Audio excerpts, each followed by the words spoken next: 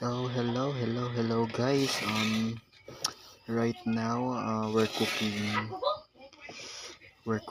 a corn grits to be coffee, brewed coffee after cooking, no.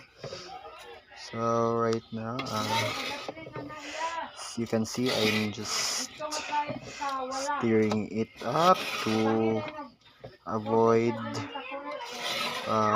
pagdidikit-dikit sa ating pinaglulutuan. Ganyan.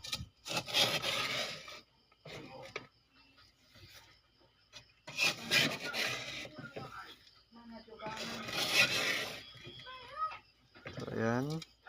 It's almost done.